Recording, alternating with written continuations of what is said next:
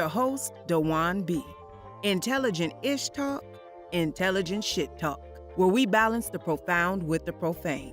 Political satire, celebrity and expert guests, information and entertainment, conversation and solutions. Leave your feelings at the door.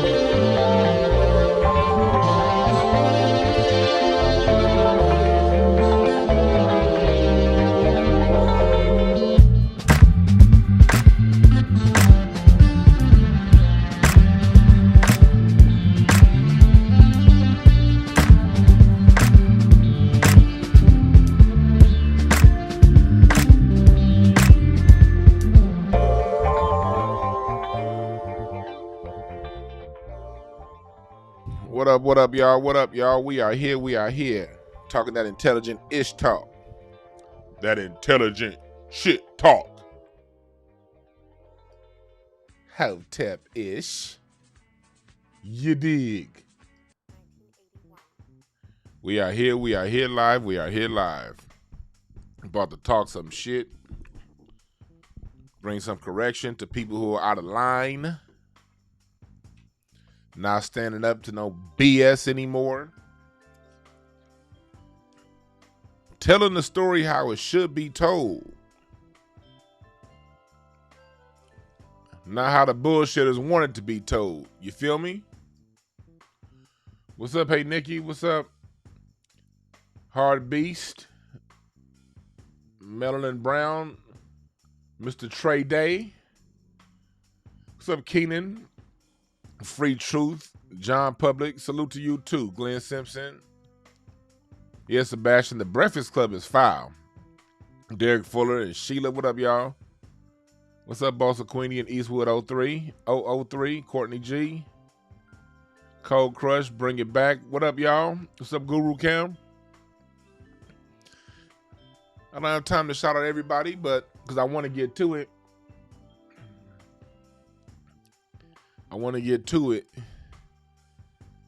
Because there's been a lot of bullshit going on.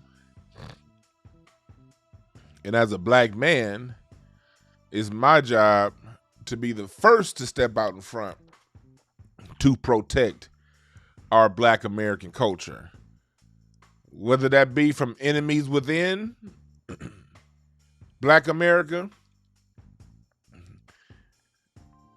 people who look black, not from America, enemies, white, LGBTQ, whoever it is standing on the shoulders of black culture to promote themselves while taking a giant shit on our culture needs to be called out. We called out Vlad and World Star Hip Hop the other day. And no sooner did I call out Vlad and World Star Hip Hop, the Breakfast Club then comes and joins the bullshit. And then Nicki Minaj. And then we also going to talk a little bit about Craig Facts in our interview with Kevin McCall. We're going to talk about that because I want to clear up some things that the Breakfast Club purposely left out. I believe either purposely left out or were egregiously misinformed and didn't do their fucking homework before running their goddamn mouth. Either one I don't respect. Either way it goes, I do not respect it. Because if you're going to report on something, especially being a major outlet like that, you better be right. Or at least attempt to get it right. You know?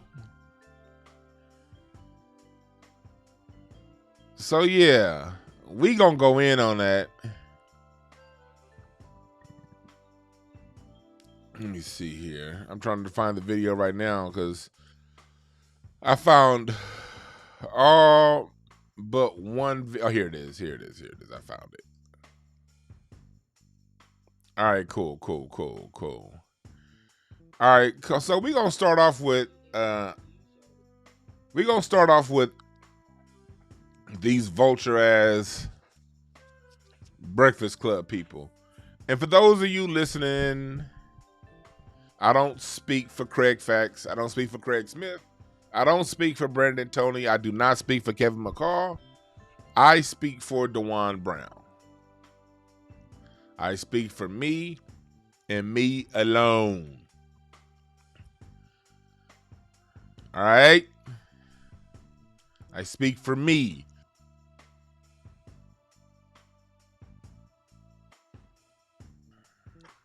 Because I'm noticing some bullshit going on. And I got to call it out. What's up, UAP Radio? Anthony Hopkins, Bobby Robinson. Bobby Robinson said, Mama's cooking, yeah.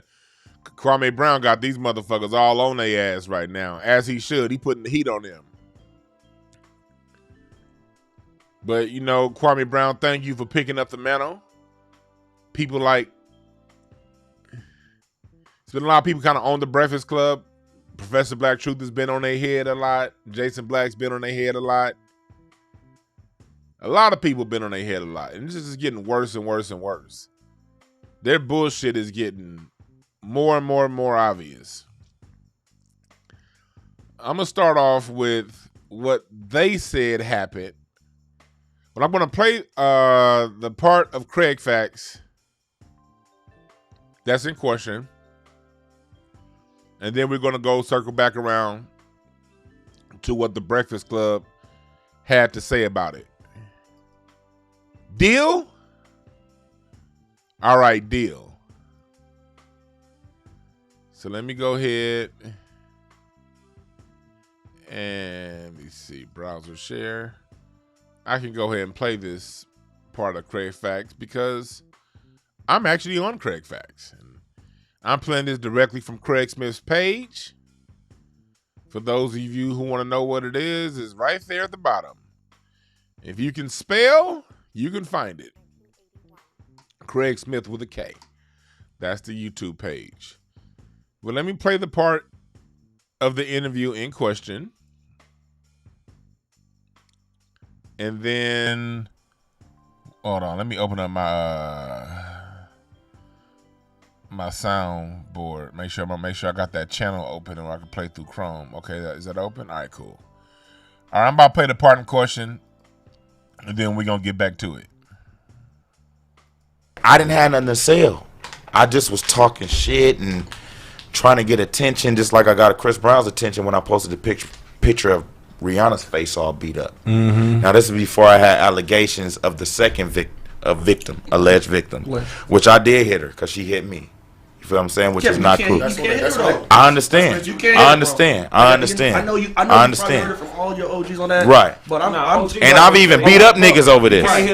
So if you want to fade over this, if you feel like I shouldn't hit women, catch a fade outside, bro. Right. So don't sit here right here and act like you think I'm some weird ass nigga, bro. I don't. Shut the fuck up, my nigga. I'm a real ass nigga. I fuck up niggas, bro. Right. It's niggas that come around and try to jump me. It's niggas that try to wait till I get around the camera and switch the fucking narrative, bro. So if you got a problem, if you think I hit women like I told Eva Brothers, catch a fade, my nigga. All right, let's chill out. Let's chill out, Kev. Come on. Yeah, don't play with me like that, bro. I don't hit bitches, bro. I got 2 daughters, my nigga. That's not the picture we're painting.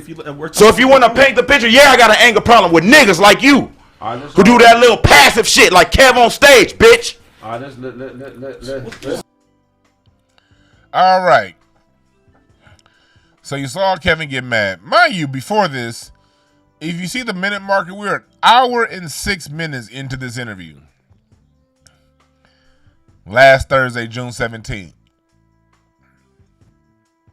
Before this interview, we had 2 hours and 50 minutes of interview with Kevin McCall where he's telling us stories and everything is cool. Brother man got triggered. And personally, I understand. I understand both sides of it. Brandon, on one hand, is going to ask the questions. He's going to ask the questions that maybe a lot of people don't want to ask, and he's going to always ask it. On the other hand, our brother Kevin McCall, he watches the show. He watches Craig Facts. He was vibing with everyone on the set. And for him, I can see how he may have felt betrayed in that moment. The beautiful thing was, after this, the minute Kevin walked outside, let me tell y'all what happened. Of course, as you see, I was there. I've been seeing a lot of people online saying what they have to say, judging that man, saying he's this, saying he's that. He's a man working through his own demons, like we all are, in some way. Unfortunately for him, his demons are very, very, very, very public. So he was triggered.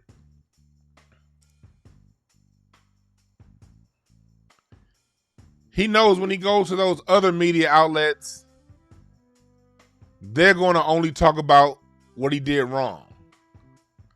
So I can understand after his time with us being triggered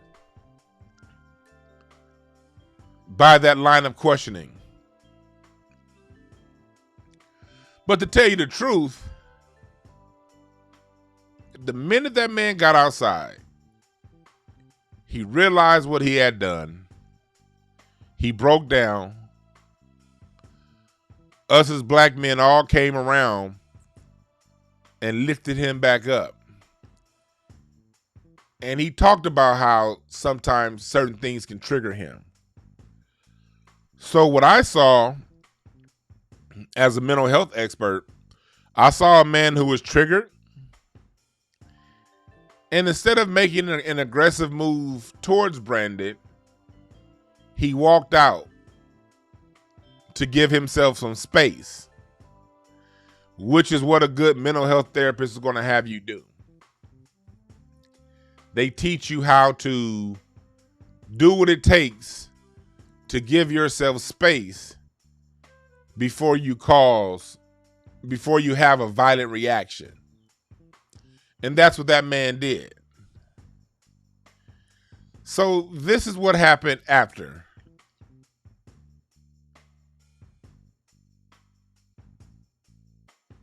You see, he walked out.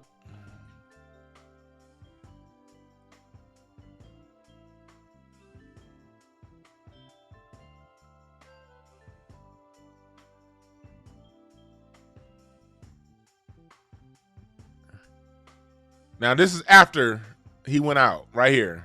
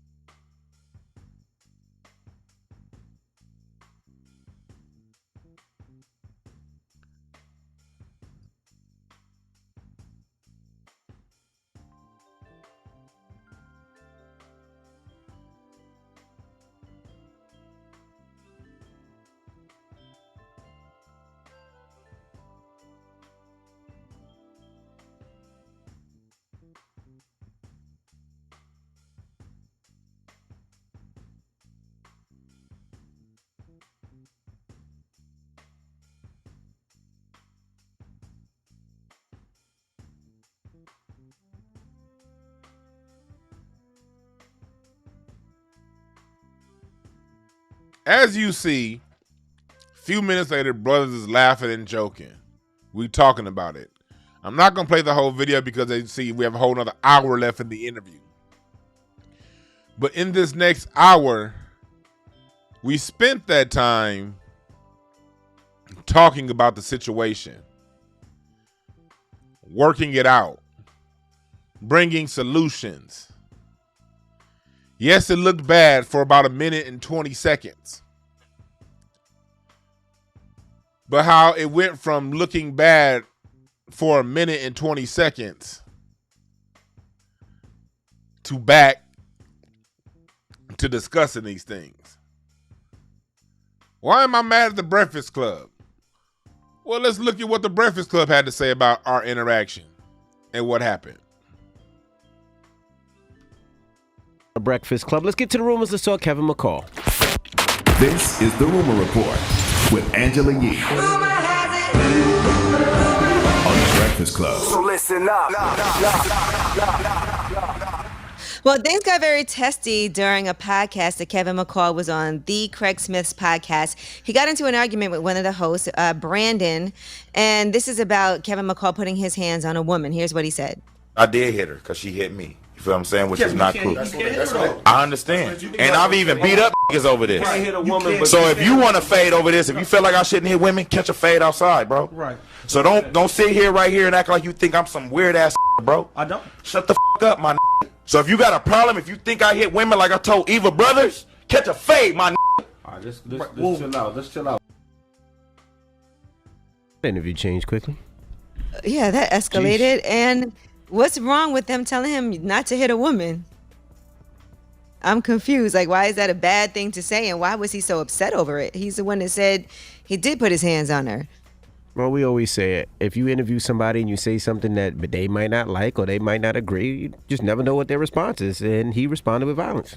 Yeah, I got to hear the context. I haven't heard. I just heard that snippet. I don't know, but they did take a break from filming, and then he did return later, and they did discuss off camera the whole ordeal. Oh, so they didn't discuss that during the podcast? No, they didn't discuss that whole altercation. What's the name of the podcast? By the way, what podcast was that? I just said it was the Craig Smith's podcast. The Craig Smith, okay. Mm-hmm. All right, now. Horrible reporting, Angela Yee. She just said we didn't discuss it afterwards. Does this sound like not discussing it to you? Says you reap what you sow, you know what I'm saying? So you gotta be very careful when you don't know a motherfucker and you learn them from afar and you meet them of what you allow to control your perception. You know what I'm saying? Because the niggas that you see on TV and the songs that you hear from niggas on, like the people that do all the shit that you like, you really don't know them motherfuckers. You niggas out there don't really know Brandon. You don't know Kev. You don't know Kev on stage. You don't know me. You don't know Jay-Z. You don't know none of these niggas for real. You don't know LeBron, nigga. You don't know LeBron. Damn sure learn up those. ain't one of them niggas. And at the end of the day, you gotta respect the real response. Facts. Period, point blank, in the discussion. Because in life, if we really operate as humans, you know what I'm saying? It's the good and the bad. And if a motherfucker tell you how they feel about some shit, to me, that's not necessarily a bad thing. To me, that's like, hey, at least a motherfucker letting me know where I stand right now. You know what I'm saying? So right. And it's important to highlight, one, nothing happened, people, on our break. Can't be dog shit out of Brandon. Hey, Brandon realized he had a boot on. He's like, I can't do nothing with this thing.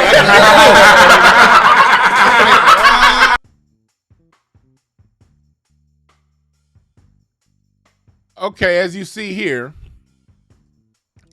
not only did we return to the show immediately and talk about it, we did it right away. We started talking about it right away. Because we weren't going to leave that shit hanging. But what happens when these vultures who pick off black society, make their money off of our music, our culture, when they report the story, first of all, they didn't say the name of the show right, and then flat out lied and said we discussed the issue off camera, not on camera.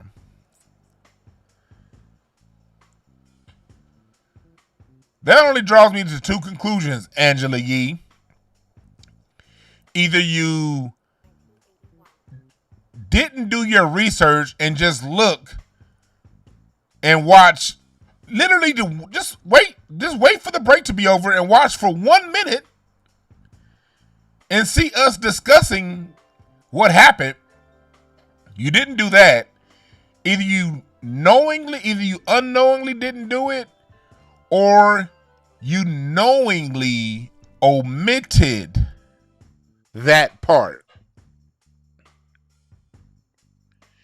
Either way it goes, I don't respect it. And I don't respect you as a journalist.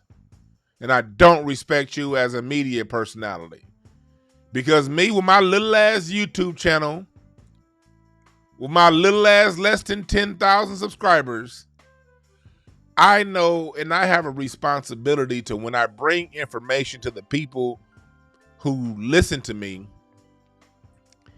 to be right and exact with that information. Because I understand how a half story or a wrong story can hurt people, hurt perceptions of people. It has unintended consequences when you don't tell the whole story. So for you to say that Kevin McCall had that blow up, but we didn't come together and resolve it, I'm looking at you real funny style. I'm looking at you like Kwame Brown may have a point. Maybe your job really is to jump in our culture and cause confusion. Maybe that is your job.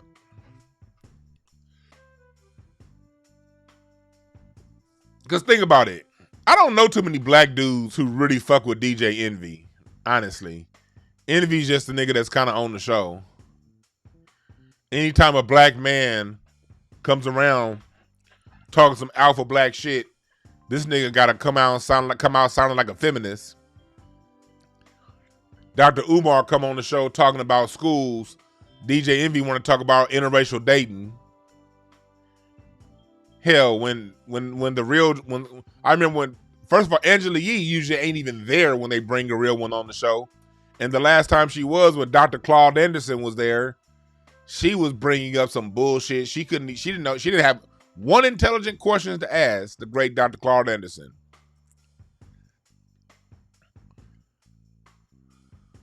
Charlamagne's the most talented cat up there. He does understand the culture better than anyone else. But as Kwame Brown says, the brother man got such a checkered past. Do you really want him speaking for the culture? I'm not going to get into the whole lesser charge thing. Y'all go ahead and watch Kwame Brown for that. But do you want someone with that kind of a checkered history really speaking for us? There's not one functional person on this show that I feel comfortable representing hip-hop culture. Yet these motherfuckers is on the morning every day talking hip-hop culture.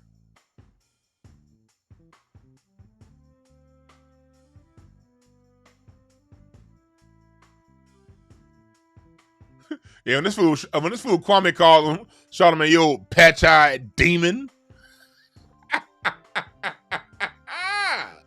That shit's funny. And why would you name yourself Envy? That sounds like a little subconscious work going on right there. You gonna name yourself an envious person? Who do you envy? Do you envy niggas that can speak with a deep voice around a woman? What are you envying? You have a great job. You're on TV every day. You DJ for the best parties. Why are you envious? Why would you want that energy around you as a person? Our brother Kevin McCall has gone through a lot publicly. And let me tell you something about my background. I didn't know who the fuck Kevin McCall was before last week's interview, before 2 weeks ago. I didn't. And people who know me, y'all know I do watch Atlanta Housewives. I watch that shit with my wife because that shit funny as hell. And I do remember Eva's storyline a couple seasons ago about an abusive dude or whatever.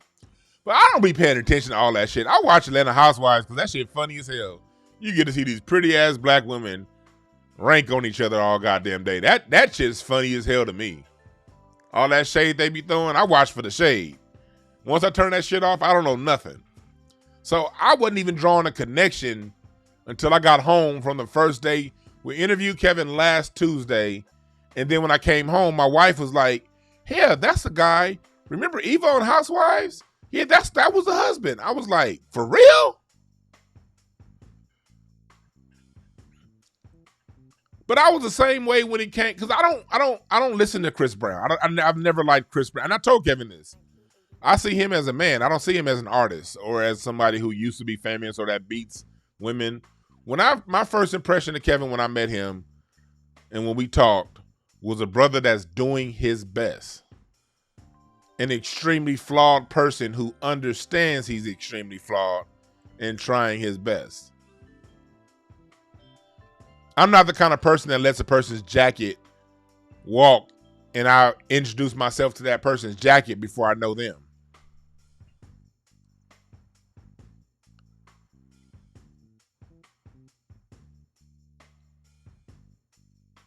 Personally, I don't listen to Chris Brown's music. I don't like Chris Brown's music, honestly. I think that's the devolvement of R&B. Like, that's that pop. I don't listen to Usher.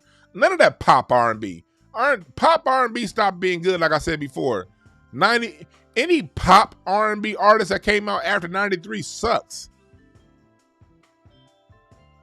The best artists in R&B are under the quote-unquote label Neo Soul, which I don't like that label. Neo Soul is just real R&B that wasn't hijacked by the industry. Real soul. But pop ain't been shit. Pop R&B ain't been shit all century. Chris Brown sucks. Goddamn. Oh shit, I got an Amazon package that just came. Let me check my ring. Yeah, it looked like an Amazon package just came. Back to what I was saying. I don't like Chris Brown music. I don't like Miguel. I don't like The Weeknd.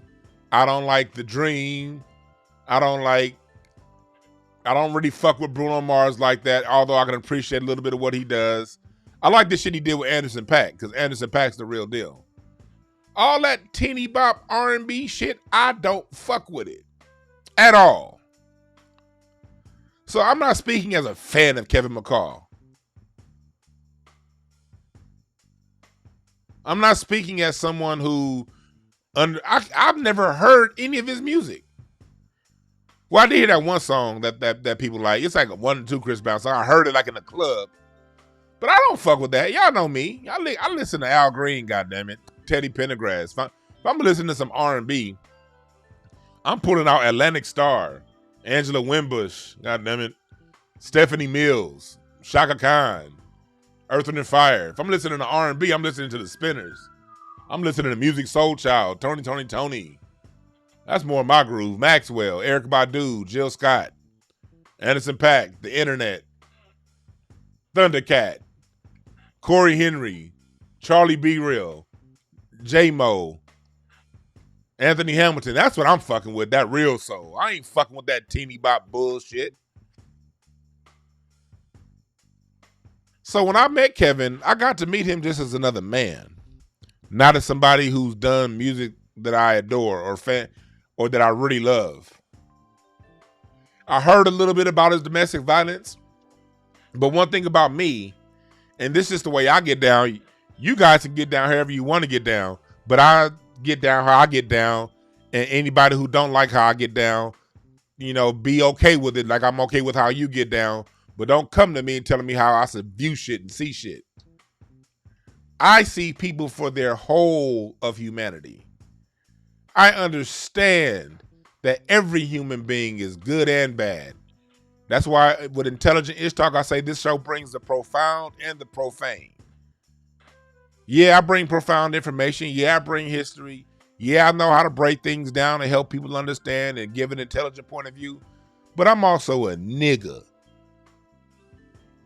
And I give myself the space to act like a motherfucking nigga when I feel like it. Because life is both profound and profane, good and bad. Try turning on a goddamn car battery right now. Disconnect the negative. Go pop your hood right now. You'll see a battery. That battery has a negative charge and a positive charge. Disconnect the negative charge and see if that motherfucker work with just positive. It won't.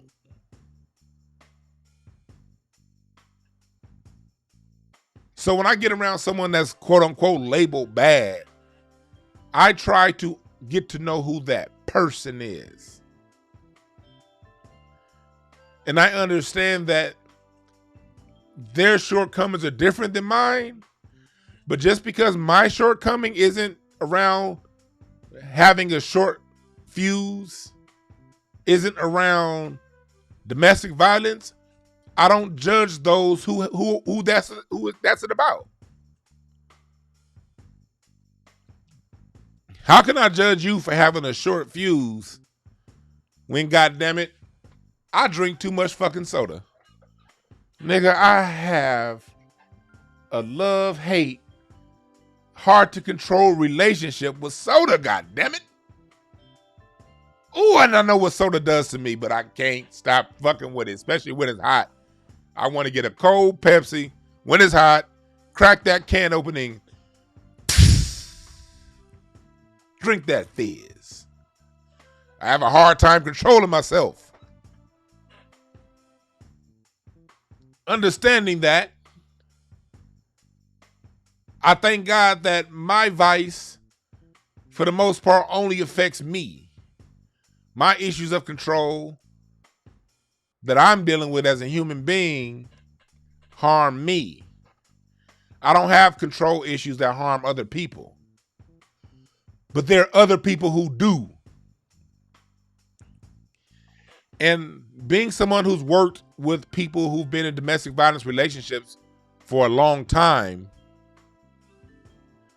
I understand that when I see people who have that issue, the last thing I do is judge them. I'm all about helping fix what problems are.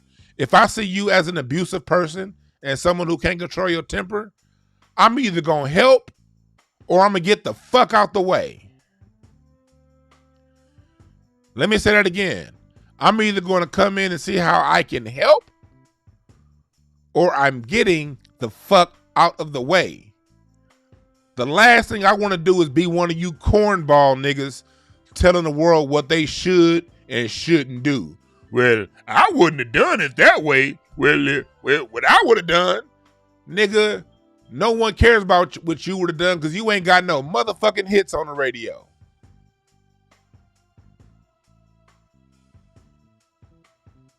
No one gives a shit. And matter of fact, you probably would. Okay, since you can judge so clearly what you would have done in Kevin McCall's situation, why don't you sit your ass down at a beat machine and go ahead and make a Grammy Award winning song? How about you do that? Since we all gonna judge other people on what we would have done, he could easily say, well, instead of me going to that lame ass job you on, I sat down and made a beat that won a Grammy and made me famous. Why don't you do it?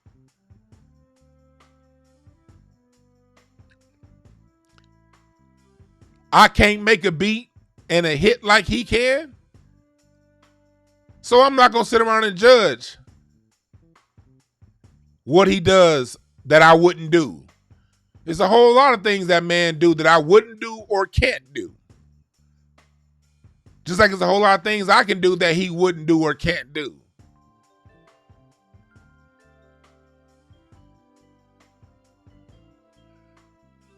In my history working with people who've been guilty and accused of domestic violence, one thing that I've seen over and over again, similar to the drug addict, but really people with domestic violence, that domestic violence is usually followed by a very, very hard, deep shame. And let me tell you something about shame. Shame and guilt breeds more shame and guilt.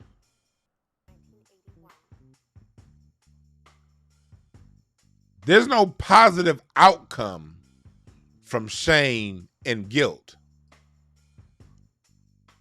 When I saw that brother explode the way he did and then walk outside and I saw the guilt on that man's face, I said, okay, look, I'm from these streets, nigga. I'm from South Central LA.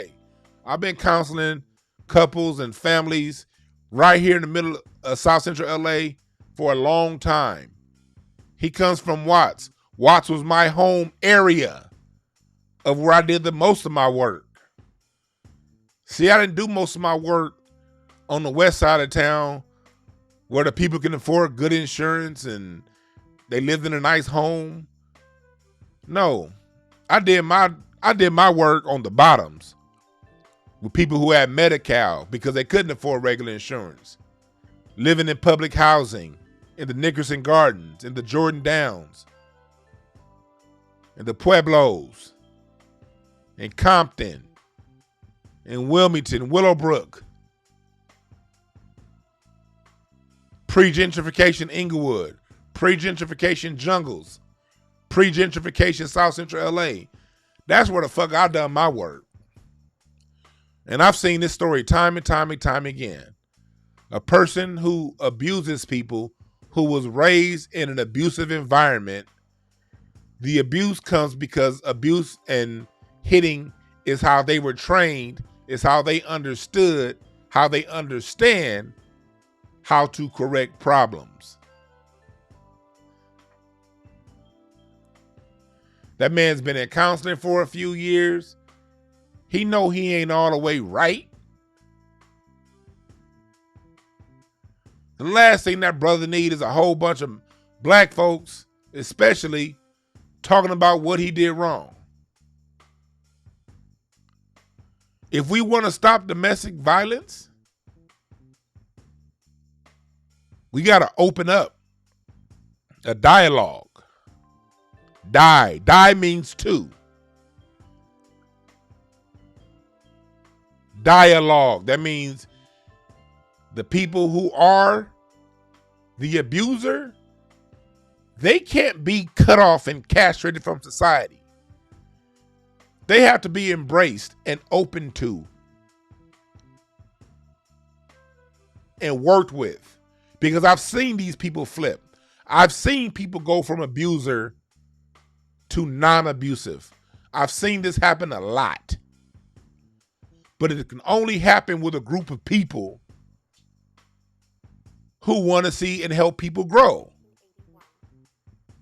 Not some dumb motherfucker sitting on the internet judging people for what they should and shouldn't do. You got niggas over here who are alcoholics talking shit about people who have anger issues. What make you different than them? The person with the anger issues can go off and explode and harm the people around him. The people with alcohol issues can drink a bottle, then get on the freeway and harm 17 motherfuckers in a car pileup accident. Nigga, we all got some motherfucking demons that we trying to work through. We all got some shit that we came here to this earth that's motherfucking hard to get out of. And as black men, we seem to be the only people who don't get that understanding. See, when it comes to black men, we fuck up one time and that jacket follows us the rest of our lives, whether we did it or didn't. Nate Parker was accused of rape by a white woman, and when he comes out with Birth of a Nation 20 fucking years later, he has to deal with accusations of a trial that he was acquitted of. Michael Jackson had a whole fucking FBI jacket following him. 2 trials. Still dealing with child molestation accusations. They've exonerated Michael Jackson as recently as 2021, a couple months ago, 11 years after his death. Yet he still has to deal with that jacket. Only us. While Cardi B gets to sit down with the president and no one talks about her dropping date rape drugs in men's drinks and her stealing from men, what she admitted to. Nobody looks at Joe Biden. Well, the black grassroots do, but as far as outside of the black grassroots, nobody else looks at Joe Biden and say, you the man that beefed up slavery in America to heights to higher heights than it is now than it was during actual chattel slavery with your crime bill. No one looks at him as that kind of a devil. No one looks at George Washington on the $1 bill as the devil that had his slaves' teeth pulled out and put in his own mouth.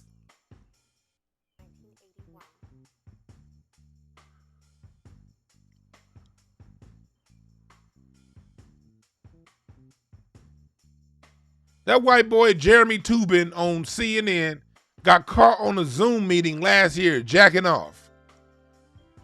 And guess what happened? Last week he got his fucking job back. No mention of him jacking off on camera. Old sexual degenerate bastard. Only black men gotta walk around with the label of the worst moment and worst times of their life. Only us.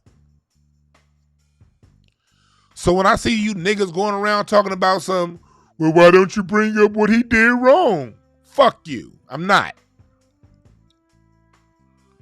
I'm gonna treat that brother with the same humanity you niggas treat your white folks that you love that have done far worse. How about that? I give black men the same treatment you niggas give white men. How about that? And yep, I'm unapologetic with it. I give black men the same respect you fucking feminists give Margaret Sanger, who talked about wiping out black children. Y'all don't bring that up, you feminists. I'm gonna give him the same goddamn respect you LGBTQ motherfuckers give, what's the motherfucker name? I'm drawing a blank. The FBI leader. What's that jackass's name? Hoover? J. Edgar Hoover? Yeah. I'm gonna give him the same respect you goddamn LGBTQ folks give J. Edgar Hoover. How about that? The difference is I don't give him the respect to ignore what he did. I give him the respect to when if the brother want to open up and talk about what he did, we can talk it out so he can work it out. Because if people like him don't have a safe space to talk it out so they can work it out, they will never heal.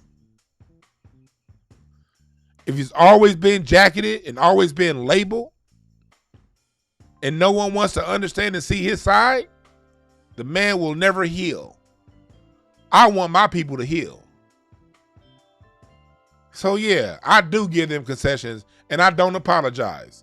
You motherfucking feminists don't apologize for the bull. Y'all don't apologize for shit. All them same women running around, well, he was an abuser. But go vote for Biden. What about all them abuse victims that President Biden was accused by? We'll talk about that later, huh? Okay.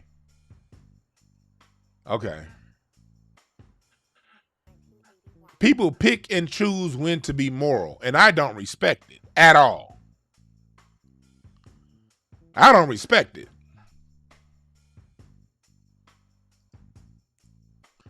I don't respect anybody who chooses when they're going to be moral and chooses when they're going to judge somebody. If that's you, do what you got to do to float your own boat. But I ain't part of that. I give respect to everybody because everybody has a story. And I'm the kind of person that likes to help people. And you can't help somebody when you sitting there judging them all the goddamn time. It's fake. And a lot of you niggas outrage is fake and it's phony. Let's just tell the truth. People that want to go around being morally on a moral high ground about one person, you fake and you phony. Because unless you're like that with everybody, it's fake. See, I can listen to somebody that harshly judges somebody like a Kevin McCall and they harshly judge a Nicki Minaj for being around, for defending her rapist brother, her rapist family.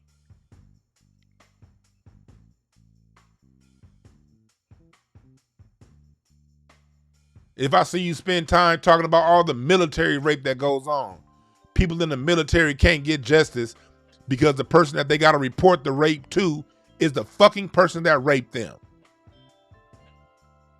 Prison rape. Just because you commit a crime, that don't mean your booty hole should be busted wide open because you committed a crime. Go to jail, serve your sentence, and come out and be a contributor to society. I don't think it's right people get their booties busted because they committed a crime. Fuck that. That's wrong.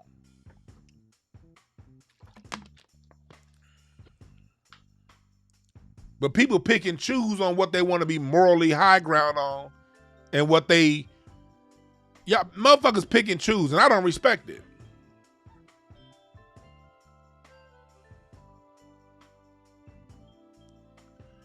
Somebody asked me, because I ain't been looking at the chat room. I'm looking right now. I just looked at the chat room for the first time in about 10 minutes. And I'm glad I looked down. Somebody asked, how are you supposed to help a nigga when you don't think he's wrong or help a nigga that keeps the plan? Again, you said the word think. What is think? The Goran Buther. What is think? Thinking is an opinion. That's a judgment. When you helping people, you don't judge right or wrong. You just fucking help. You listen to their trigger points. You help them identify those trigger points. And once those trigger points are identified, you help them with things to do when being triggered. Okay, you know you've been triggered. Okay, what do you do once you've been triggered? What you used to do is you used to slap somebody every time you triggered. How about next time you're triggered, you walk away? And then once you get used to walking away, you may cuss the person out, then walk away. And then once we get good with that, after a little while, I then learned how to help you stop cursing people out and just walk away. And then over time, we can get you down to where you don't have to curse anybody or walk away. You can deal with the situation right there as it is. You can only do that if you don't fucking judge somebody, you idiot. Because as long as you judging them and looking at them for who they are, you're never going to help them get to where they got to go. The same goddamn way I coach basketball. If I had a new kid that was on my team, I didn't judge them for being knock-kneed and uncoordinated. I gave them motherfucking drills on how to get coordinated. And I saw where they could go. And I kept my eyes focused on what they could be. And gave them a game plan and a lesson and a map based on their potential. I didn't say, oh, you can't shoot, so I'm just not going to fuck with you because you can't shoot. No, nigga, I taught them how to shoot. Gave them drills to become better shooters. And then once they work on that part of their game, then I can help cultivate them into someone else. No different than when I do mental health. Ain't none of you niggas God. Fuck you. You ain't God, nigga. You don't know shit. The only thing we know is from our perspective. And I know me understanding media. I know when it comes to a black man, whatever media is out there is only going to slant to the negative. It's only going to skew to when they were in their worst moments, as we see here with the fucking Breakfast Club. Did the Breakfast Club mention the recovery? Did they mention the man, after he said his words, was able to gain his composure? Did they mention the guilt that the brother felt? Did they mention the openness that he displayed after that situation? He could have walked off and left and said, fuck y'all. No, he came back and faced the motherfucking heat. Right back where the shit got bad for 1.5 minutes out of 5 hours, he came right back and faced it like a man. That's what I see. Because like I said on my show last week, when it comes to domestic violence, the more I've worked with couples that have been involved in domestic violence, the less I understand about domestic violence. That shit don't make sense at all. There's nothing logical about it. I'm telling y'all right now. You come in and he done knocked her upside the head. You mad at him. Like, what the fuck you do that for? And then you go and talk to her. She be like, yeah, I know he do that, but I was feeling bad. And I kept pushing and I kept pushing and I kept pushing. And he be like, why the fuck did you keep pushing his buttons knowing this nigga has a short temper? And it becomes this cycle between the abused and the abused and the abuser. A cycle that can be fixed when a neutral, non-judgmental person comes in with true intent on fixing the problem. A lot of you motherfuckers see these problems and you look at what goes on in society, you look at what goes on in the news, and you take that as an opportunity for you to feel good about yourself on why you better than that person and why they less than you. You get to flush out all your insecurities on somebody you don't even fucking know in the media because they keep getting fucked up in the media. They keep getting a negative perception in the media. A media that only tells half the story. If that. So yeah, when I see a black man that's being shitted on by the media, I give that brother extra compassion because I want to know what the truth is. And I stand on it. And if you got a problem with that, you can kiss my ass. Because I got a problem with you if you just judge somebody based on what you see on TV and don't know a goddamn thing about them. I got a problem with you. Are you going to change? Probably not. Am I going to change? Hell no.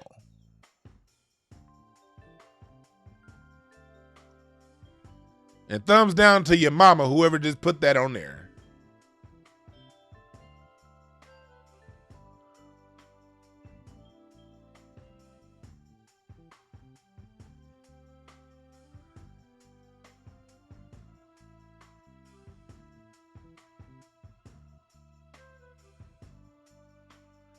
You're right, Larry. The Breakfast Club is a sham of a show. That show ain't shit.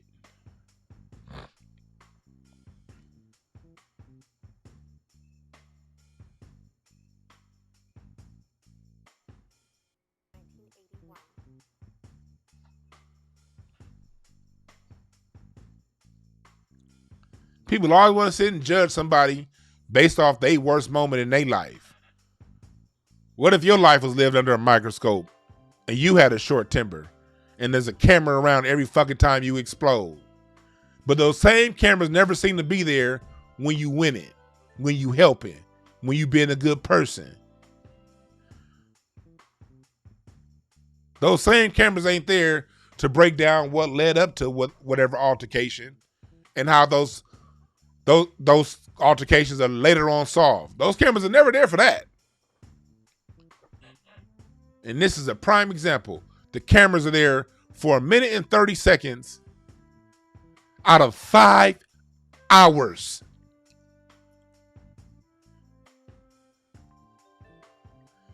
And here's the coldest part about it. Even with that minute and 30 seconds, it still wasn't no goddamn fight.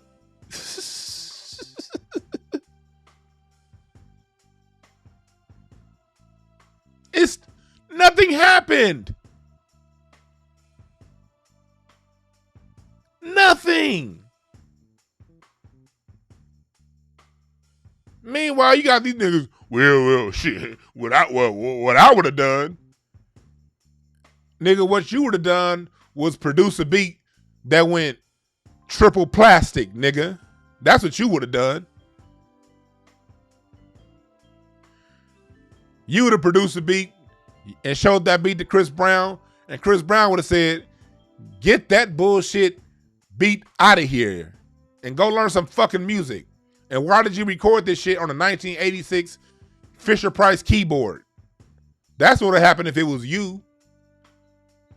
Nobody would ever know who the fuck you are, just like we don't know who the fuck you are now. You wouldn't have got a chance to be Kevin McCall because you ain't got the motherfucking talent to. So don't run around telling me what you would have done.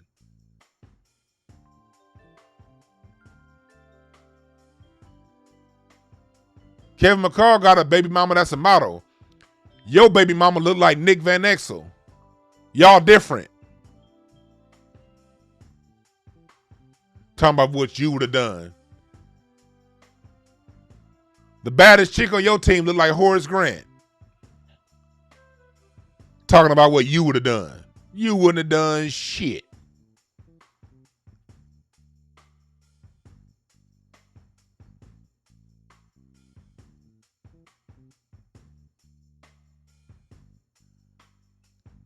And this ain't to anybody in particular. This is just in general for people who see that way. I'm not talking about anybody in particular. This is just in general. This is just in general. I ain't talking about no one person. But if the shoe fits, you better wear that motherfucker. Better rock this shoe like it's a pair of Jordan 6s.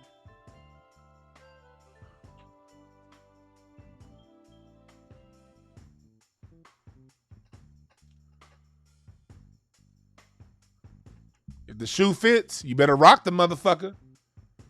The same way I'm about to rock these Air Maxes when I go to the Drew League this weekend to watch some basketball. Better rock that shoe if it fit.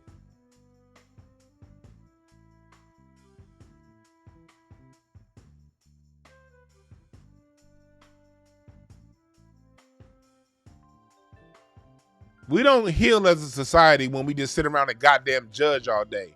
We don't heal as a society when we believe every fucking thing white media gives us. We don't win as a society when we break down what's given to us, when we don't break down what's given to us and see the deeper picture, find the lessons involved. You just take a goddamn headline and keep pushing. We don't win when you do that.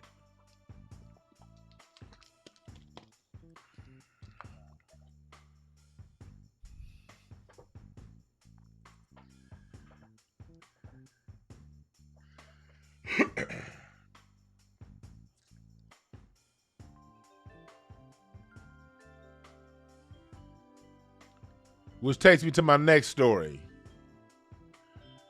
This culture vulture, Nicki Minaj. Lord.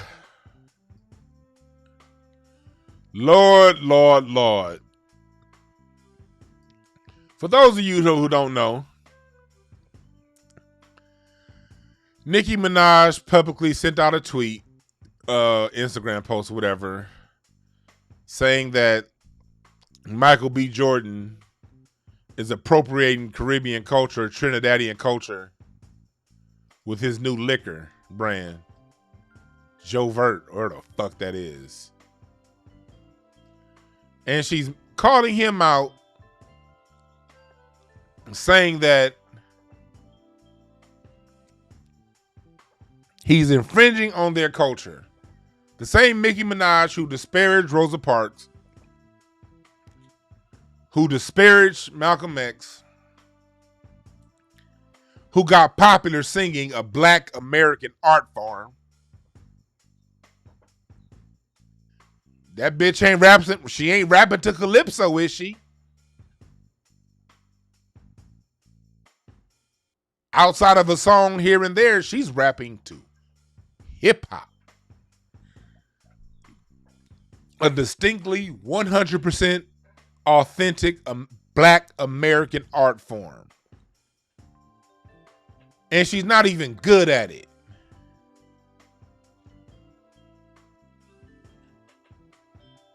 She bastardizes our music with her sexual deviancy. A woman who protects child molesters and rapists in her own family. She ain't got a goddamn thing to say about her family, her culture. She mimics Black American culture and then gets mad at a Black American man. Well, the way he backed down, I gotta put man in parentheses. All the white women he date, I gotta put that in parentheses. But he's still a black man, and I respect him for that. How he get down is how he get down. So she's saying this drink is Trinidadian culture. But rum comes from India. Jovert is a French Creole word.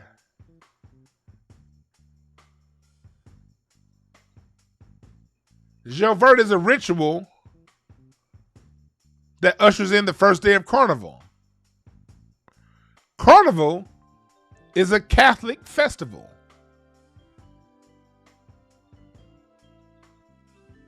So she over here talking about Trinidadian culture is something that was imposed on them. And defending that over a black man. See, hip hop wasn't imposed on black people. We created that shit. Along with every form of music that hip hop stands on. We created that shit from scratch. And a goddamn thing white folks gave us. It was a black person that invented and played on the first drum set, D.D. Chandler out of New Orleans. I say, the first sign that you listen into Black American music is when you hear a drum set. A kick drum and a snare. That's D.D. Chandler. See, before Black Americans, the bass drum and the snare were two different instruments. If you talk about how Caribbeans play these drums, in their calypso music, the snare is over there in some goddamn dishpans and they're standing up. They're not doing the drum set. So if you hear someone sitting down on a drum set or a beat machine imitating a drum set, you off the bat are dealing with a form that Black Americans created. Our shit. There was no drum set before D.D. Chandler. It was three separate instruments. It was the cymbals, it was the snares, and it was someone playing the bass drum and the toms. The first person to put a kick pedal to the bass, and a hi-hat and a snare was this black man right here, out of New Orleans, Louisiana. See, I don't just talk shit, I bring history. I'm not saying that hip-hop is black American music and just trust me. I'm taking you back to the roots of this motherfucker. This picture was taken in 1896.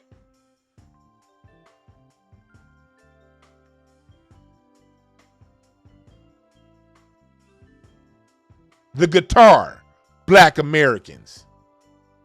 The bass guitar, black American. We invented all that shit.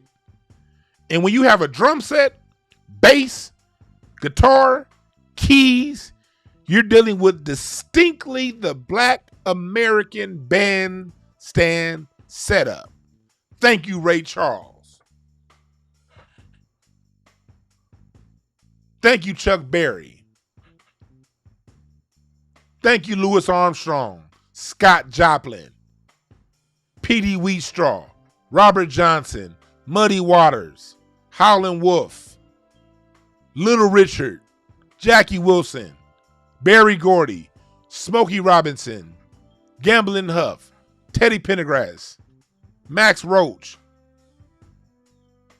Charlie Parker, Miles Davis, James Brown.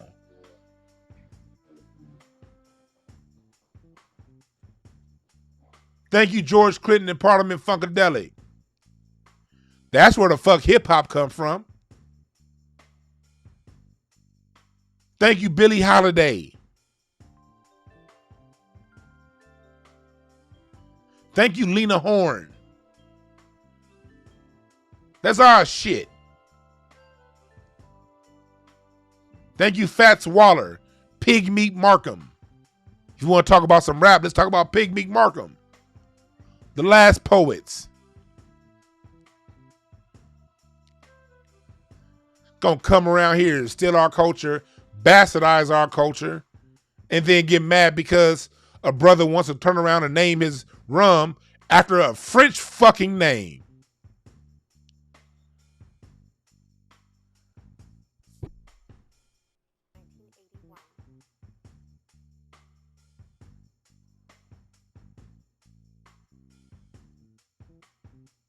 Y'all ain't gave us shit. Come over to America. Oh, but you black when it's time to get... Oh, but when it's time for scholarships? Oh, you black now. Oh, it's time for a job? Oh, you black now. It's time for benefits that my grandparents fought for? Oh, you black American now. Okay, yeah, we black now.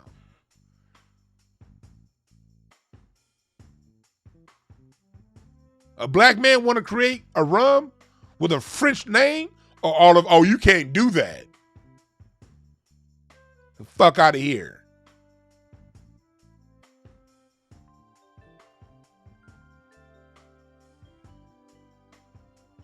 If you want to rep your culture, Nicki Minaj, in hip hop, get out some steel drums, get out some congos,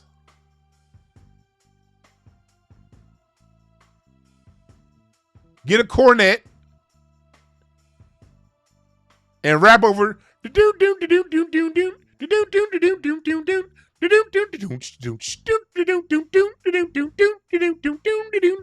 rap over that shit.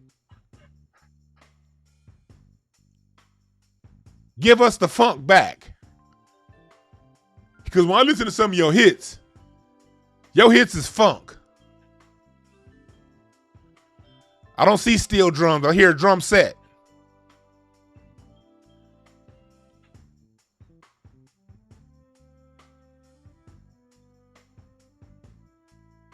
On the 1. Pop the snare on the 2 and the 4. That's how you seem to make your hits. That James Clyde Stubblefield sound on the drums. We black people, we got to stand up for our culture, man. We got to stop letting everybody in our culture. I get it, as black people, we're very welcoming people. We're a sharing culture, but these motherfuckers don't seem to want to share back.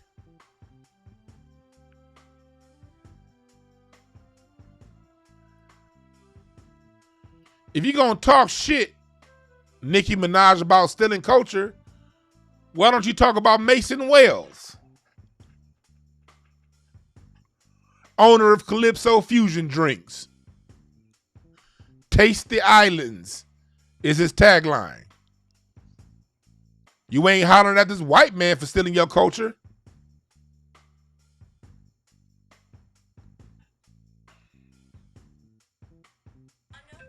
You ain't sharing shit about all them white folks that own resorts down there, paying your people pennies while they make all the money and take all the money and put it back in bank accounts that aren't in Trinidadian banks. Siphoning money from your island. You ain't got a goddamn thing to say about them. Nothing. That's how I know you a goddamn coward.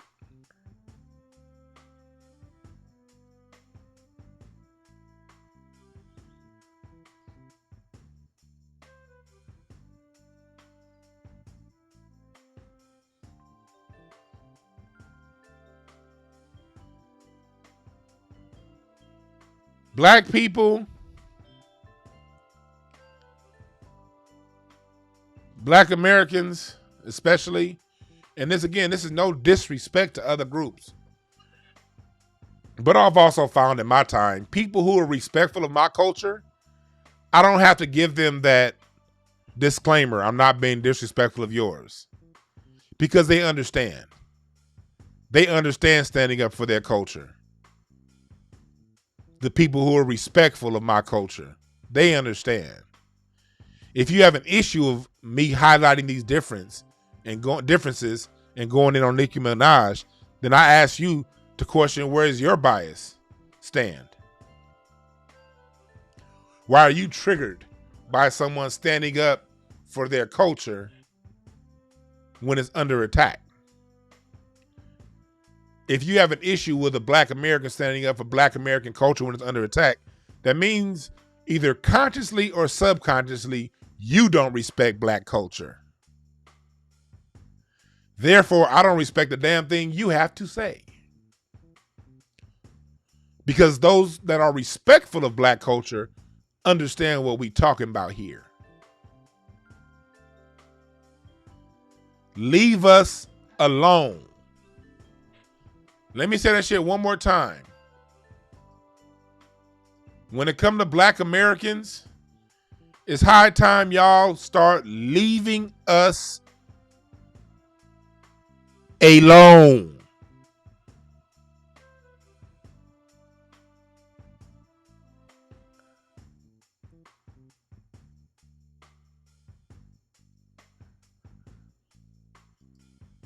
They always want to throw us in they shit.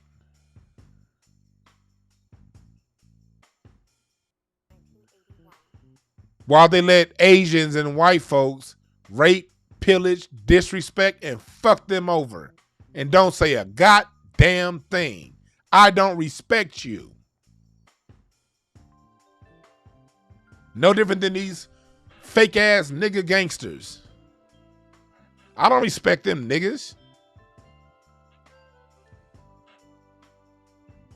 I don't respect anybody who, when a Black person says something that they don't like, they want to all of a sudden shoot them. And niggas want to get real buck. Niggas want to fight. Niggas want to have all kinds of altercations when a Black person, when another Black man says something. But the minute a white person says something, oh, yes, boss, now you just got to understand. Who's no, I'm no boss. No, she, no, everything's okay. Yeah. Oh, no, fine. It's all fine. Oh, you're not gonna pay me time and a half? Okay, it's good. Okay, I work. I stay overtime. Matter of fact, I'll even clock out to make sure the job is done, so we don't overbill a company. Black person owe you $5. Man, that's why you can't give money to Black people. Man, you can't fuck with these niggas, man. Man, I beat that nigga ass, man. He owe me $10. You niggas are the worst. Y'all are the exact problem of black society. You want to get all buck when it come to us, and then the minute the white folks is on the table, you all lives matter. Well, it ain't really that bad, man. What about black on black crime? You're the epitome of weak, and I don't respect you. Want to harm another black person while giving other people from other cultures who fucking disrespect you a pass. You ain't shit. And that's from the bottom of my heart.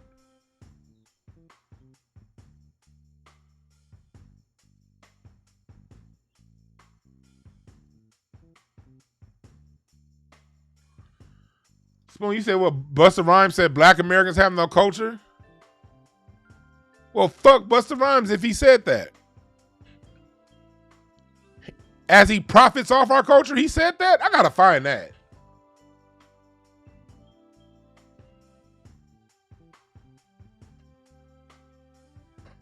Herb Saint said if we start bleaching our faces, is that appropriation of a Caribbean culture? That's a good one.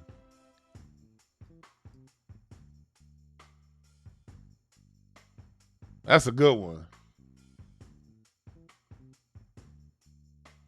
Yeah, that motherfucker Busta Rhymes talking about some hip hop ain't black culture. It's the Caribbean culture. Get the fuck out of here, Buster. Show me the Jamaican drum set, and I'll listen to you. Show me the Jamaican James Brown, and I'll listen to you.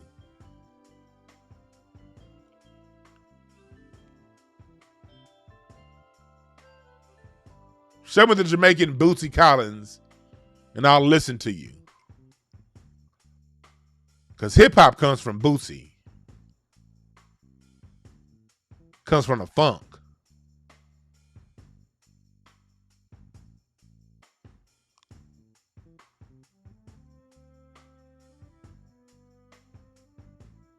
Yeah, we got to get these people out of our culture.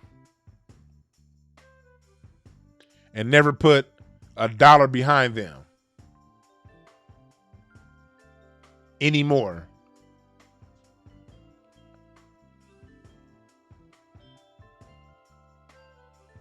I don't respect. I gotta go back and find that. I know Busta has said some shady shit about, hip hop being Caribbean. But if you notice, anytime people say hip hop is Caribbean, they say, okay, Cool Herc and dancehall. Cool Herc said himself, wasn't nobody fucking with dancehall music in New York. He had to switch the shit to James Brown for people to come to his fucking parties. Wasn't nobody going to no goddamn dancehall parties in New York. They was going to James Brown. They was listening to Al Green, Funkadelic. The most important tool, the most important instrument in hip hop is the switchboard. That was invented by Grandmaster Flash. The turntable, the two turntables on the switchboard.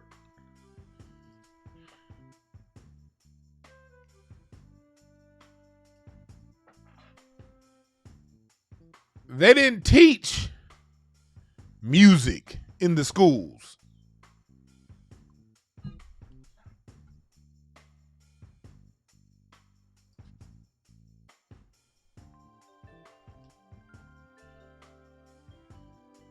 They didn't teach music.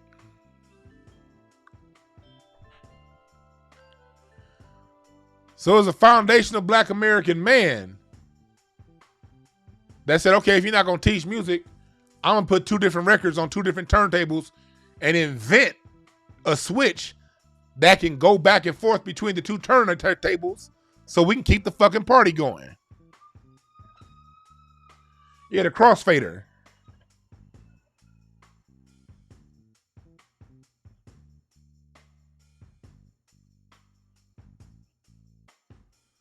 See, we ain't got to argue with these culture suckers. We just got to go back in history. Everything in hip hop that existed in hip hop in the early 70s when Kool Herc had his party existed in black music long before there was a thing heard of called hip hop. Rap, that goes back on record to the 1800s. Dancing, every black American music had a dance, nigga. Going back to swing. Before swing. Every black American form of music came with a form of dance.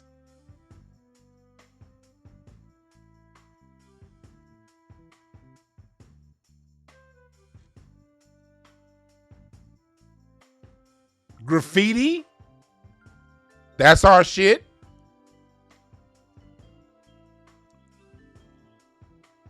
The militancy in hip hop, that's our shit. That's why Billie Holiday sang Strange Fruit in 1937 and was banned and barred from singing in bars in New York and other parts of the country for over 5 years for singing about the lynchings in America. The militancy has always been in our music.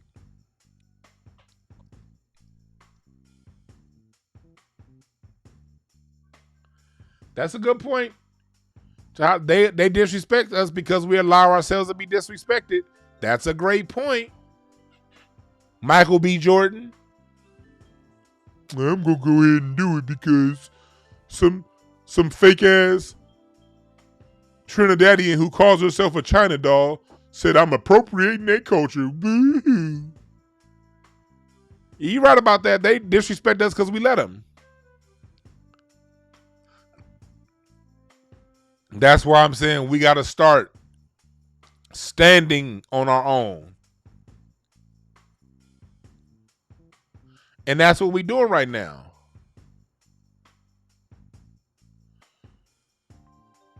What's up, Reginald Wilson? Reginald Wilson said, look out, Professor B. Shout out. He said, kick a shout out to my son, Julian. Tell him to clean up his room and buy my book. He got paid today and he's 12. Oh, you got him. Oh, he 12 years old and he working. That's what's up. Hell yeah. Hey, clean your room, nigga. Little nigga. Shit, just because you working on me, you ain't supposed to clean your room, boy. Hell, I remember when I was 12, I used to walk up and down the street looking to wash cars so I can buy some additional pieces to my drum set.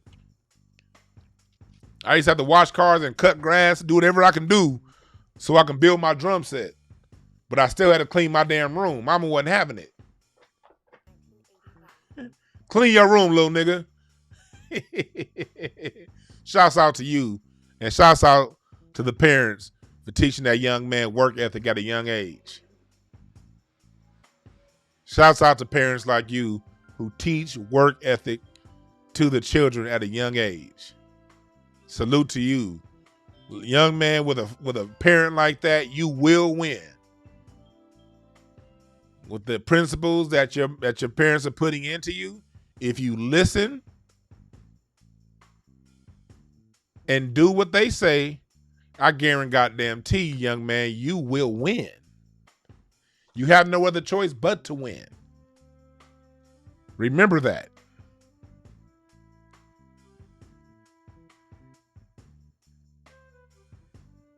You right, Africa son. Herbie Hancock is real hip hop. When it comes to what's that song? What's the name of that song? Was Rocket? Doom doom doom doom doom doom doom doom doom doom doom doom. Y'all don't know what that song did for hip hop. First of all, it was like the breakdancing song of my whole childhood. Every time you heard doom doom doom doom doom doom doom doom doom doom doom doom doom, niggas was gonna breakdance to that. But it brought legitimacy to hip hop because Herbie Hancock, shit, that was Miles Davis's piano player. It don't get more jazz royalty than being the guy who played piano for Miles Davis and then had a string of hits throughout the 60s and the 70s, including Chameleon. Down, down, down, down, down, down, down, down, down, down, down, down. Herbie Hancock is a god. And I got tickets to see that god September 26th at the Hollywood Bowl. I'm going to be there in my box seats. I've seen Herbie Hancock live at least 20 times. at least 20 times. He validated hip hop when he came out with that song, Rocket. Yeah, you got people from Jamaica saying that that's their art form. The fuck out of here. I said this before in the show. If I wanted to be petty, I can go ahead and put funk and Black American claims on reggae. Y'all using a drum set, that's our shit. You're using an electric bass guitar, that's our shit. You're using an electric lead guitar, that's our shit. Shouts out to, I'm drawing a blank. I see his face in my, what's his name? I'm drawing a blank. Y'all saw Trading Places. The brother that said, well, in $50, in Philadelphia, it's worth $50. Y'all remember the scene on Trading Places when Winthorpe tried to go to the pawn shop? The man who worked the pawn shop, Bo Diddley. Bo Diddley was so great. When it came to the guitar, there were no strings sounding like he wanted to sound. So he invented his own goddamn guitar to pull off the sound. Just reggae's instrumentation setup is Black American. Y'all didn't invent the drum set. We did. That's a Black American bandstand setup, the whole reggae setup. It's a Black American setup. But I'm not going to be petty like that. I'm not going to be petty and talk about how when you listen to Get Up, Stand Up for Your Rights by Get Up, Stand Up. I'm just not going to mention how that whole phrasing was taken from War, Slipping Into Darkness. Y'all know Slipping Into Darkness. Slipping into darkness. Doom, doom, doom. Get up, stand up. Dun, dun, dun, dun, dun. Stand up for your rights. Straight out ripping off War. And War came from Compton, nigga. War is Compton. My dad tell me stories about how in the late 60s, early 70s, he and his boys would go down to Compton because our cousin Stanley lived in Compton. And anytime he go and visit cousin Stanley in Compton, one of their homeboys was really cool with the original band members of War. And before War got popular, they used to practice in their garage every day. My dad used to kick it with them sometimes in their garage. But I'm not going to be petty like that. I'm still going to allow and give the respect to the brothers on the island of Jamaica, Bob Marley and the Wailers and those guys, for bringing us reggae. I'm not going to claim jump. Black Americans, we've invented enough. See, the only thing about us as Black Americans, we're secure in what we have. Even when we don't know, we're secure within ourselves. We don't need to go ahead and take from what you have over there, even though what you have over there is still based in what the fuck we was doing. We ain't gonna claim jump like that. You can have reggae. I thank Jamaica for giving us Bob Marley. I thank Jamaica for giving us reggae. I thank Jamaica for taking the instruments we as Black Americans created and flipping it and doing something a little bit different with it. I thank y'all for that.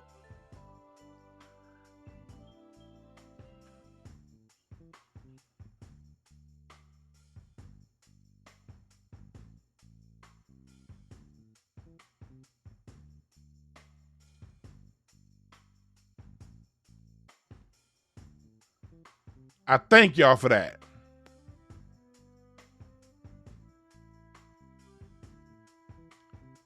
I'm not going to claim jump and say, and be nitpicky. And be like, well, you know, it was a Black American, that D.D. Chandler, that created the drum set now, and then without him, it wouldn't be none of y'all. I'm not going to do that to y'all.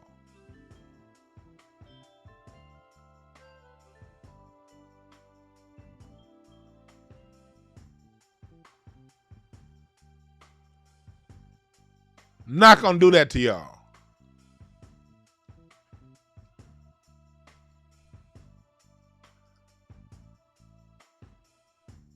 But black folk, that's why, look, go to my Funk Soul playlist. And I promise y'all this week, sometime really soon, I'm going to do my soul jazz list. I've been bullshitting. I'm putting my soul jazz list together. I hear you guys who've inboxed me. I hear you. I'm putting that list together. In the meantime, I've been refining my Funk Soul playlist on Spotify. I've been adding new songs to it. I just put some Denise Williams on there yesterday. I put some Eddie Kendricks on there a couple days ago. I got some good music I just added to my Incense and Ashtrays Funk Soul playlist. So if you want to know where the funk and the soul comes from, start with if you don't know about funk and soul, start with my list. And it'll introduce you to where the real funk and the soul comes from. Please download my list on Spotify. My live drum sample pack, because y'all know I'm a drummer. I'm a funky ass drummer too. I'm going to have some free packs coming out pretty soon too. I'm going to have a free sample pack coming out pretty soon also. For real, for real.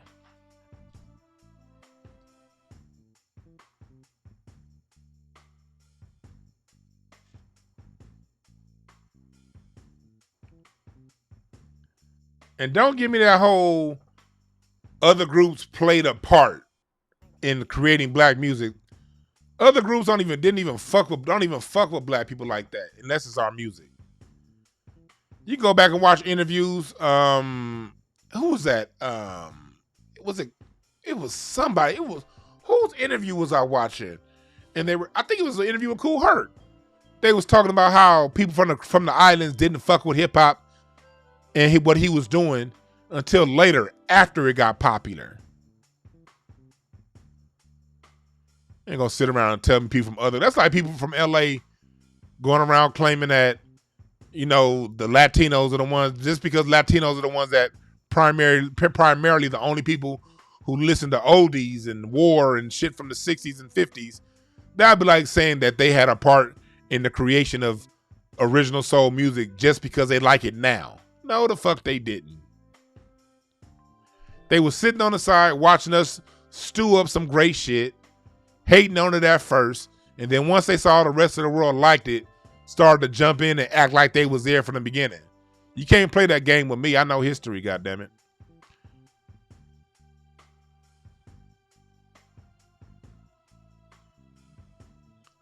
Hip hop is 100% FBA, like you said, Abdi. Hip hop is 100% our music. 100%, 100%, 100%. 100%. 100%.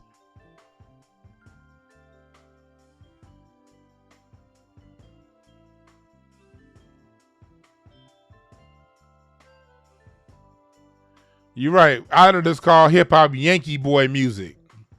Now that it's the dopest shit in the world, they want to lay claim to it. Fuck that.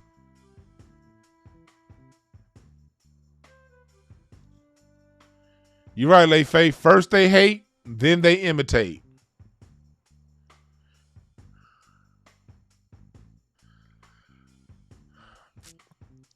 I think I'm gonna open up the phone lines for a couple calls. I ain't gonna take too many calls today. I'm gonna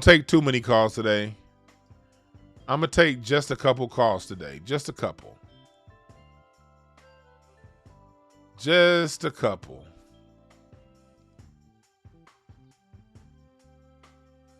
Here's the phone number below, 323-744-7425. 323-744-7425. That is the phone number to Hotepish Intelligent-ish Talk. Intelligent Shit Talk. Call in. Let us know what you think about these people highlighting the worst of black culture.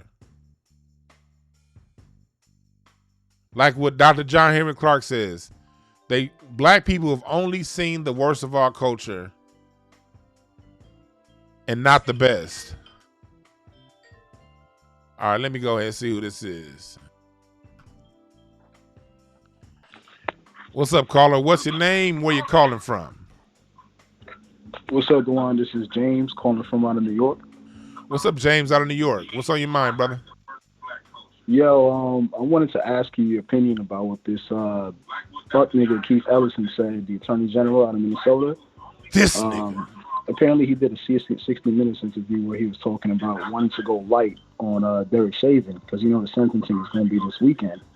So he's talking about, we got to be humane with him. We can't look for revenge. So I just really see him going light on this dude this weekend. And that was real trifling what he said on national television before a verdict. You know, so I wanted to know your thoughts. Okay, we got to remember who Keith Ellison is. Keith Ellison was someone who was Nation of Islam, supposedly. He was down with Farrakhan.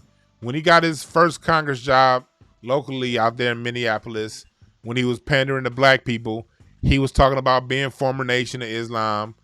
You know, he kicked it with Farrakhan. He was bigoted black, bigoted black.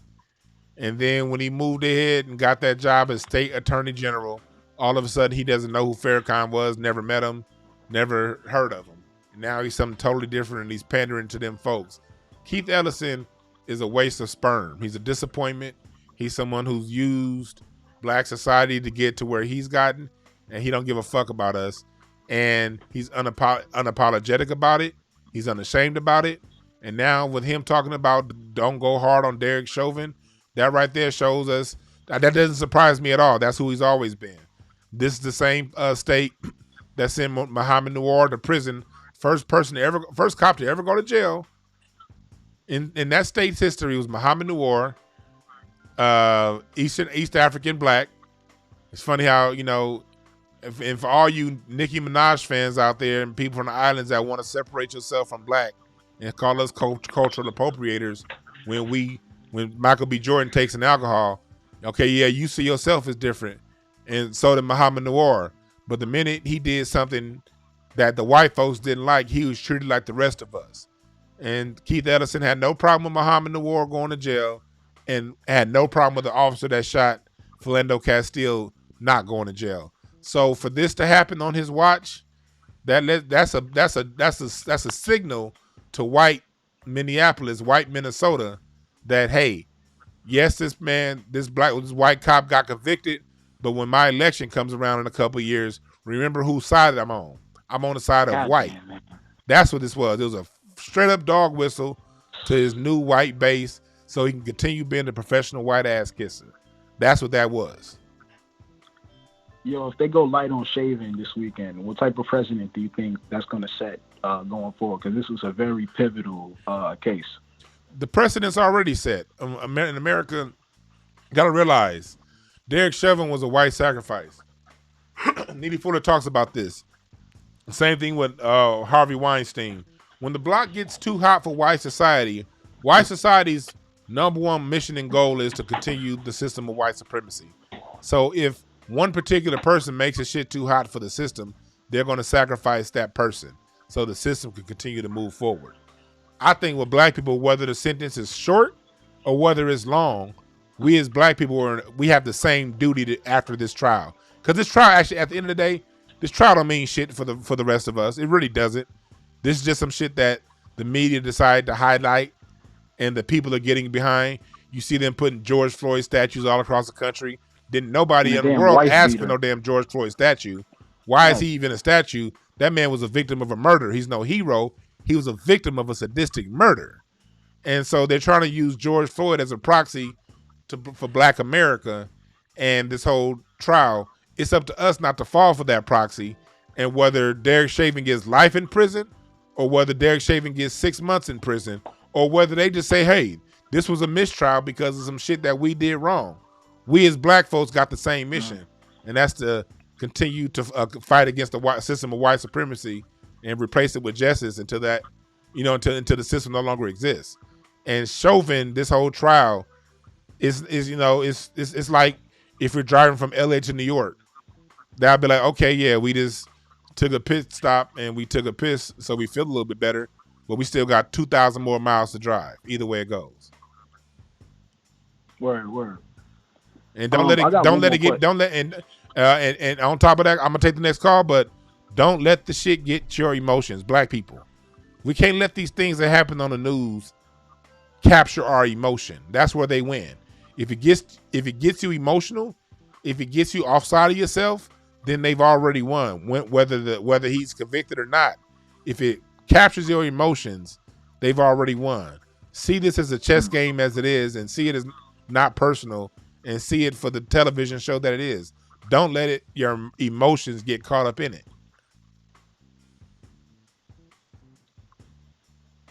All right, brother. All right, thanks, Dwan. Man, thanks for calling. Thanks, brother. I appreciate the call. Yeah, black folks, we can't let this Chauvin trial get in our emotions. This shit is what it is. Win or lose, we still gonna win. This trial ain't gonna push us forward. It ain't gonna set us back. It's a piece of the collective.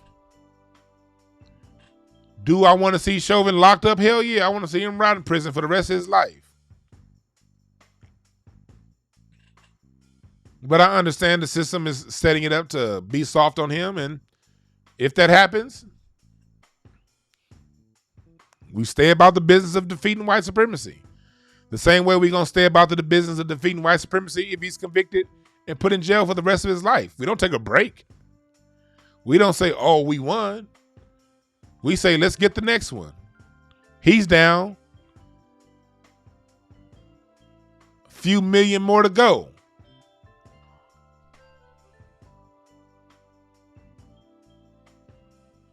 Let's see. Sheila asked a question. Let me see. Sheila asks, do black conscious music, do you want me to do a black conscious music list? That's a good idea. I might do that. I might do a black conscious music list. You're right. Jay-Z and Beyonce will not be on that. But I tell you who will be on that list, Michael Jackson. People don't understand how much Michael Jackson put on the line when he came out with that History album. Go back and listen to History Disc 2. Everybody listens to Disc 1 because they had the greatest hits. But go back and listen to Disc 2. Talk about speaking up for your people. Michael Jackson. What's up, caller? What's your name? Where you calling from? Can you hear me? Yes, I can. This is Aaron from University of Maryland. I talked to you last time on the phone. Oh, yes, sir. What's up, brother? I just wanted to call in, man, because my brother, he plays football for Howard. We just had this conversation. It's crazy. We just had this conversation last night about how Caribbeans and Africans, how they come to these black universities, and like when they have funding set aside for FBA, they be lying on their little reports and they be free loaning off the tangibles that's supposed to go to us. And I'm like, they get too comfortable out here, man, talking about us, but we fight for stuff like that, and they benefit off of what we fight for, and it's supposed to go to us. Real talk. And here's the worst part about it. They have home countries that they could have fought for this same shit for back at home. And when they came here, they could have chosen to fight right alongside of us. But they didn't do either. They didn't fight for it at home, and they don't fight for it now. But they scrap up and take what we have to offer. And I talked to a friend of mine that's from the Caribbean, and he basically told me, like, when you take when they're trying to assess who they're going to bring over to this country, they ask you all kind of questions. They basically want to make sure that they know that you're going to be on their team, not ours. And he was like, you got to understand, if we fight, if we do these things, we can get deported back home. I'm like, okay, if we fight, we can go to jail. Like, we black people ain't never worried about no damn consequences when it came to fighting. We fought because it was the right goddamn thing to do. Damn a consequence. You know how many of your grandparents and uncles and great granduncles and your cousins, my brother, fought to to never see what they fought for come to fruition because they were either placed in jail or murdered? I can't. Exactly. I can't listen to your excuse when, okay, if you don't want to fight for it, then get it on your own merit. Why you got to come and take from what we fought for and not get it on your own merit? So you were in college, and it's worse. I was in college 20 years ago. You know, we had immigrants in college, but not like it is right now. For you, my brother, and your team and your people, it's going to come down to you just standing up for yours. You don't have to go and, you know, rah-rah with them and be on offense. But when they come to you with that bullshit, you gotta be willing to check them and let them know what it is, because they know they're gonna play dumb, but they know they ain't shit. They know they ain't cowards. They know that they're cowards. They know that they kiss professional white ass. They know these things. But they want to come around you as a black man and project what they know and feel inside about themselves onto you. So understand that when they talking that shit, it ain't nothing but an internal projection of how they see themselves projected onto you. Exactly, man. Definitely, man. Like, foundation of black Americans, man. We the only ones fighting white supremacy. When they just, you know what I'm saying, scared of them. But that's all I had to say, though. I appreciate the call, my brother. Have a good one. Yeah, man. See, look. White supremacy would have ended 200 years ago if everyone fought it where they stand. White supremacy can end tomorrow if everyone fights it exactly where they stand. Wherever you are, if you're on the internet, if you're living anywhere that has internet access, white supremacy is in your ass. Stand and fight. What's up, caller? What's your name? Where you calling from? What's up, good brother? This is Ivor in the chat, man. How you feeling, D? Oh, what's up, brother Ivor? How's it going, my man? I can't call it, man. Just enjoying this weather right now, man. I just wanted to check in with you, man, and give you a little insight on what I think about all this, man. So basically, you know, with this trial situation, you know, we got to take ourselves out of the equation in the sense that all of this stuff that's being done is to traumatize our people. Everything that happens in the media eventually steers back to the black so-called diaspora to put us in a state of shock, fear, anger, you know, to play with our emotions. Yep. So we got to be prepared for, you know, whatever so-called verdict they pass out. And if you really want to get technical, you know, it might sound crazy. I've been saying this for years, but a lot of these incidents that they push on us, they don't even really happen. A lot of this stuff ain't even what they say it is. You know, some of these people are priceless actors. I mean, if you really dig deep in the rabbit hole, you can really find out some things that will blow your mind. You know, the whole George Floyd incident is not what they told us it is. You know, I won't get into that because that's for another day. But, you know, understand that when they start pushing these events on you and they showing you this stuff on TV constantly, when it's constantly thrown in your face, just like, you know, it's constantly being thrown in our, that's for a reason. That's because they're pushing something. Yep. So when you take yourself out of your emotional state and you can kind of stand on the side and look at it, you'll see this. You know, you're like, man, they never done this. You know, all my life they never cared about black lives. Why does Black Lives Matter now? You know, you gotta look within. You can't just, you know, take the surface information and run with it, because that's what they want us to do. That's, you know, so real. Yeah, it's a lot. That's real talk. Yeah, no question. It's a lot of stuff, man. We are the target audience. Just like, you know, they want to steal our inventions. They want to steal our soul, our style, our swag. They also want to feed off our emotions, because we are the original man and woman. So it's deeper than just what they show you on TV or, you know, the images they paint. This is a much bigger scale. You're right about that, my brother. You're right about that, man. You're right. You're 100% right. That's what it's called. Thanks for the call. I want to. No doubt, man. I'm going a little deeper on what you said. Thanks for calling. All right, bro. Thanks. Yeah, no, Ivor just said some real shit, man. It's message discipline. They got to keep throwing these images in front of us because it's a lie. That's why the images, that's why the negative images, why these trials always, you got to keep lying to us. You got to keep showing us in positions where we getting killed, where we getting harmed, where we getting done wrong, us not fighting back, us being submissive. Keep that up there. Keep that lie in front of us 24/7 a day so we continue to believe it. Because one thing about the truth stands on its own. And you only need a little drop of truth to clean out a whole bunch of dirt. So if they leave us the fuck alone, then the truth comes out. We'll see what it is. So they can't leave us alone. So they keep displaying those images of us and keep that lying ass stuff, propaganda about us, in order to keep the lie going. It's all done. It's all coordinated. It's all contrived. And it's done to minimize how we look to other people and how we look to ourselves. What's up, caller? What's your name? Where you calling from? Yo, this is Mike from Sacramento. What's up, Mike from Sacramento? What up? Man, I just wanted to tap in and give my input on today's topic, which was basically a lot. I mean, man, the world. See, man, the thing is, I'm not black, but I do identify with the black struggle, with the black cause. See, I'm from the island. I'm from Tonga, which is in Polynesia, close to Melanesia. Oh, I know all about the Tongans. I'm from LA, brother. Yes, sir. Yes, sir.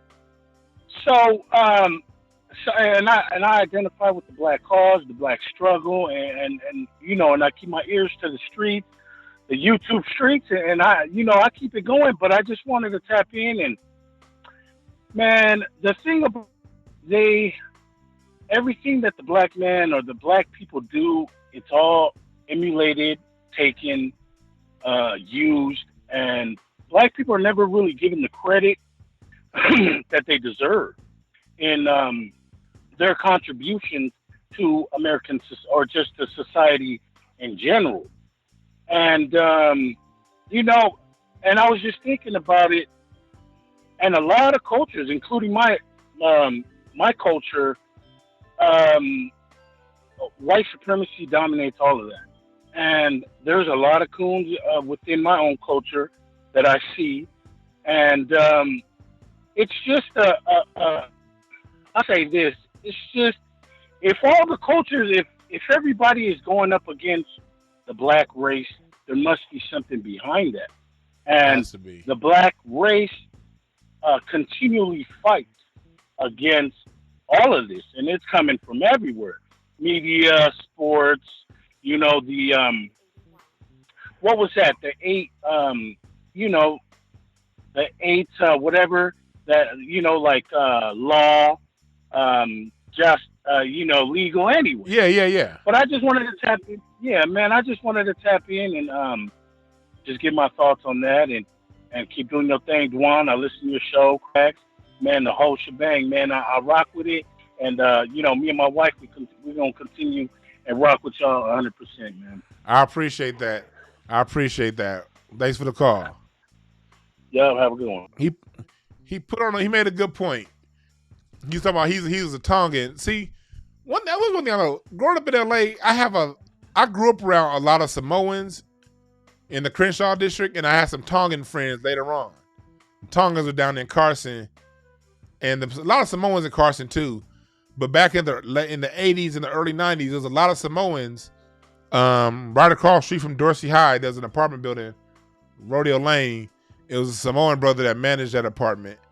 And I had a lot of Samoan friends. And then later on in life, I got a lot of Tongan friends. And Samoans and Tongans look alike to us. And Samoans, see, I ain't never had no issues with Samoans or Tongans. But being black, we've been in the middle of Tongans and Samoans not getting along.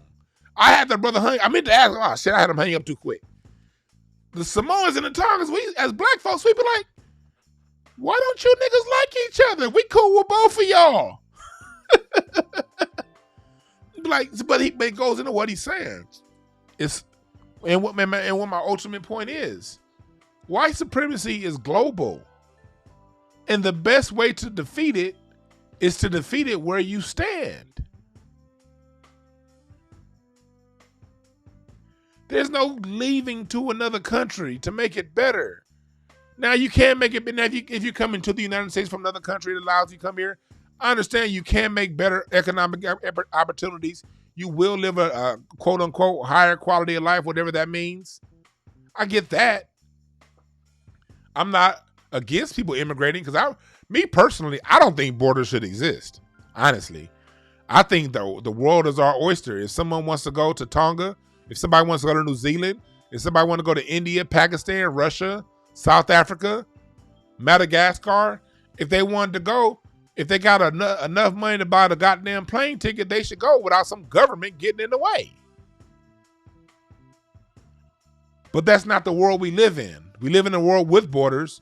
We live in a world where you actually have to have a passport with immigration laws, all that stuff.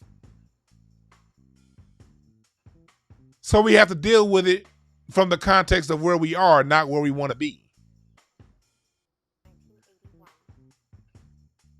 If people would learn to fight the oppression and go at the oppressor, we can end this shit and end it tomorrow. But when Nicki Minaj wants to talk about Michael B. Jordan and don't even mention the white boys stealing and pillaging their land, what's that gonna solve? What is that going to solve?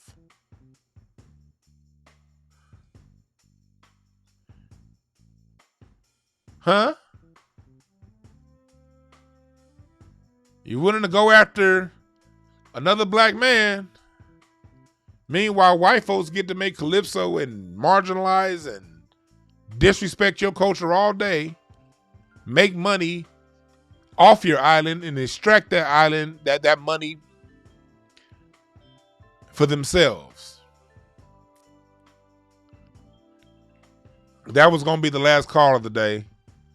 Thanks for everyone that called in. Thank you to everyone that called in. Hit the Cash App. Hit the Cash App. Subscribe. Get my t-shirts. Get one of these t-shirts. Reparations now. I fear may have integrated my people into a burning house. Dr. Martin Luther King. Black people don't owe anybody anything but an ass whooping. Dr. John Henry Clark. And my Scholars t-shirt. Fuller, Clark, Wellsing, Serta Ben Yakanen. And the old school Hotepish t-shirt and hoodie. And coffee mug. And snapback. Get it right now. Hotepish.com/apparel.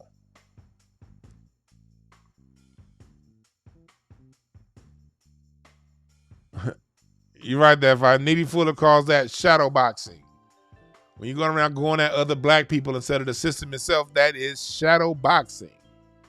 You're 100% right. Ain't getting a goddamn thing done.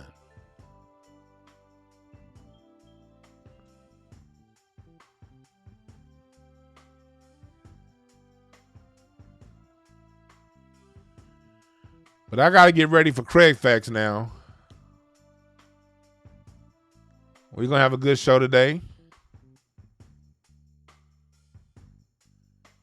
And remember, black people, especially the black men, black culture gets the respect it demands and it deserves when we demand it. When we stand up for ourselves. When we speak with a deep voice, unapologetically. That's when it changes. That's when it gets better. When we make it better. As long as we do like what Michael B. Jordan did and acquiesce and show weakness every time someone has a small hissy fit, they're going to keep treating us like shit.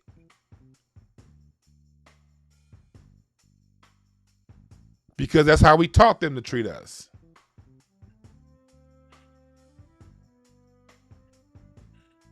Remember that.